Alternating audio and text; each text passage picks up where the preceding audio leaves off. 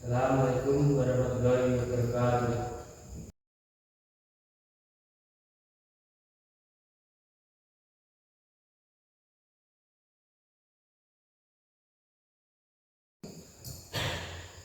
Alhamdulillahil malikid dayan, wassalatu wassalamu ala Muhammadin sayyidi waladhi adnan wa ala alihi wa sahbihi wa tabi'in ala marasakman wa salatu ala ilaha illallah wa dawla syarikalah al-munazzah wa nisniyati wa jihati wa samani wa makan wa asyhadu anna sayyidina Muhammadan abduhu wa rasuluhu alladzi kana khuluqul qur'ana amma ba'du.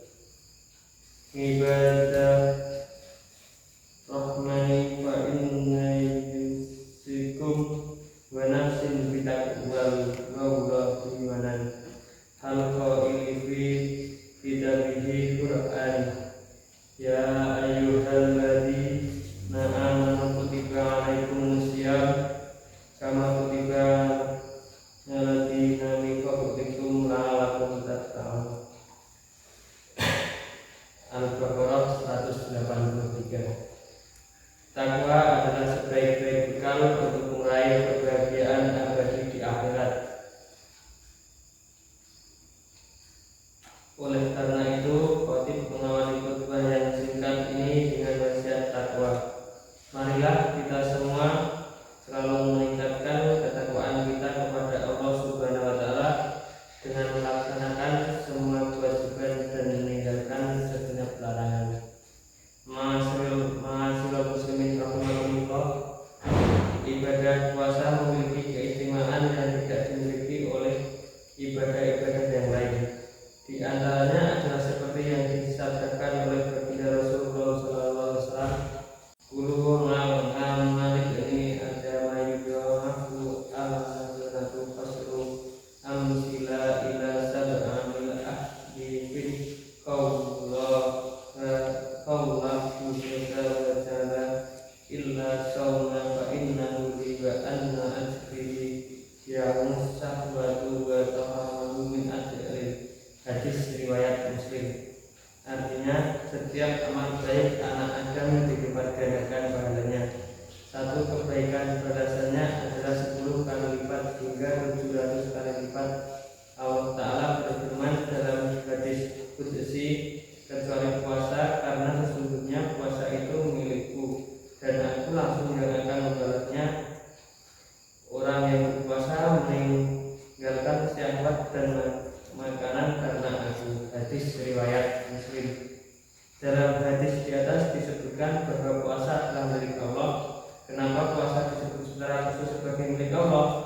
Padahal semua kebaikan dan seluruh ibadah pada hakikatnya adalah milik Allah.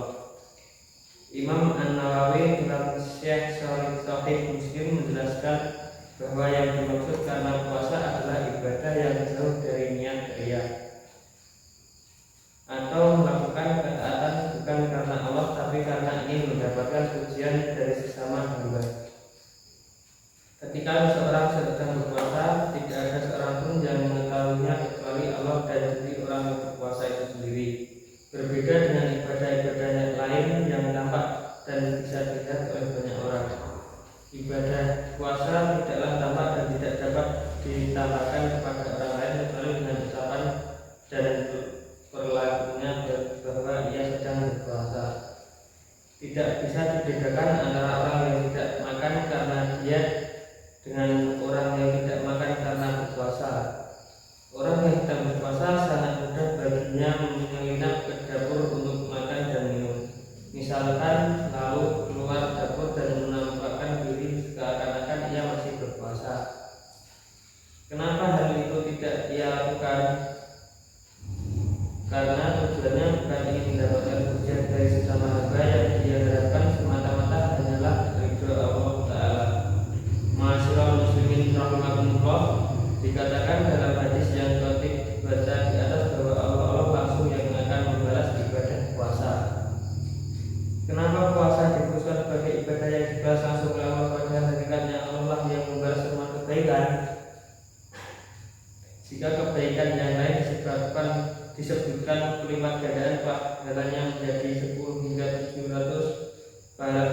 adalah pengecualian. Imam An-Nawawi dalam Syekh Sahih Muslim menjelaskan hal itu dikarenakan begitu besarnya pahala puasa dan begitu agung keutamaannya. Hanya Allah yang tahu seberapa besar lipat gandaan pahala bagi orang yang berpuasa. Dengan melakukan puasa, seseorang bisa jadi dibebaskan secara total dari siksa api neraka. Akan tetapi meskipun ibadah puasa memiliki kekhususan tertentu, para ulama menegaskan bahwa perbuatan yang paling utama setelah iman adalah sholat 5 waktu. Ma'asyiral muslimin rahimakumullah, puasa Ramadan diwajibkan pada bulan Sya'ban tahun kedua Hijriah, mulai Nabi diwahyukan pertama kali hingga tahun kedua Hijriah. Umat Islam belum diwajibkan berpuasa, itu artinya selama kurang lebih 15 tahun terhitung mulai Nabi menerima wahyu yang pertama sampai tahun kedua Hijriah. Umat Islam belum diwajibkan berpuasa. Nabi berdakwah di Makkah selama kurang lebih 13 tahun. Setelah itu beliau diperintahkan hijrah ke Madinah. Jadi pemberlakuan syariat Islam pada waktu itu berjalan secara bertahap dan tidak diberlakukan semuanya dalam satu waktu yang sama. Sebelum wafatnya Rasulullah Shallallahu Alaihi Wasallam, berpuasa Ramadan sebanyak 9 kali Ramadan. Hadirin jamaah sholat Jumat rahimakumullah, puasa Ramadan termasuk maklum minadin bil darurat. Artinya hukum wajibnya puasa Ramadan diketahui oleh semua lapisan baik ulama maupun orang-orang awam. Karenanya orang yang mengingkari hukum wajibnya puasa Ramadan maka ia kafir, kecuali orang yang bermasuk Islam atau orang Muslim tapi ia tinggal di daerah pedalaman yang jauh dari para ulama. Sedangkan orang yang tidak berpuasa Ramadan tanpa sebab syar'i, sebab yang dibenarkan oleh syariat, dan ia meyakini wajibnya puasa Ramadan, maka ia tidak kafir, tapi termasuk pelaku dosa besar atau fasik. Ia diwajibkan mengqadha atau mengganti puasa yang ia tinggalkan. Saudara-saudaraku rahimakumullah, sebelum kita melakukan perkara apapun termasuk puasa Ramadan, maka kita diwajibkan untuk mengetahui ilmunya.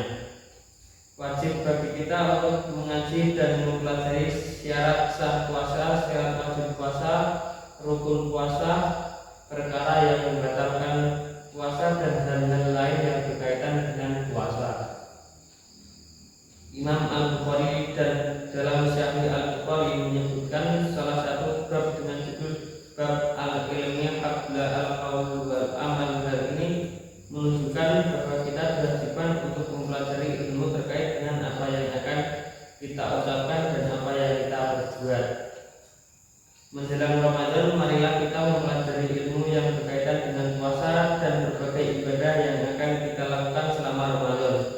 Jangan sampai kita tergolong sebagai orang-orang yang disebutkan dalam sabda baginda Nabi Muhammad SAW, Rabbaqamin laisa lahu min yamihi illa sahar wa rukhasa min laisa lahu min siyamihi illa ju'un wal atas. Hadis riwayat Ibnu Majah, An-Nasai, Ibnu Hibban dan lainnya. Artinya, betapa banyak orang yang menghidupkan malam dengan ibadah, tapi ia tidak mendapatkan apa-apa dari ibadahnya kecuali begadang atau tidak tidur di malam hari. Dan betapa banyak orang yang berpuasa tapi tidak mendapatkan apa-apa dari puasanya kecuali rasa lapar dan dahaga. Seseorang yang melakukan puasa lalu tidak mendapatkan apa-apa kecuali rasa lapar dan dahaga, bisa jadi karena akidahnya dan tidak benar niatnya, tidak benar atau tata caranya tidak benar. Akidah yang benar, niat yang benar, dan tata cara melakukan puasa dengan benar, ketiganya tidak dapat diketahui kecuali dengan belajar dan mengaji ilmu agama. Hadirin yang dirahmati Allah, demikian khutbah pada siang hari ini penuh keberkahan ini. Semoga bermanfaat dan membawa barokah bagi kita semua. Amin. Alhamdulillahi wa kafa wa sholli wa usallim ala sayyidina Mustafa wa ala alihi wa ashabihi ahlil wafa. Asyhadu an la ilaha illallah wahdahu la syarika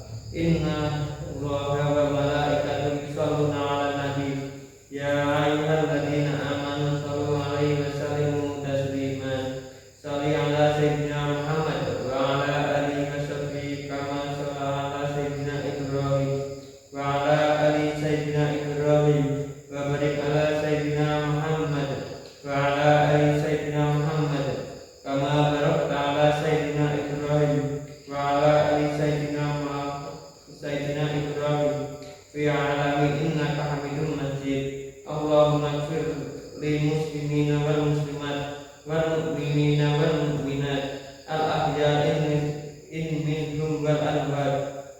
Allahumma ighfir anna bala wal qala'a wal waba wal basya'i wal munkar wal waba wal suyu wal salifata was sadaida wal munkar man diharamin hawa min baladina hatta fasad wa min buldanil muslimina amma innaka ala kulli shay'in qadir. Ibadallah innallaha ya'muru bil 'adli wa ihsani wa idzil wa yanha 'anil fahsya'i wal munkar wal baghi yanfikum la'allakum tattaqun. Fadruka wa 'adil ya'luma wal nasrikul akbar.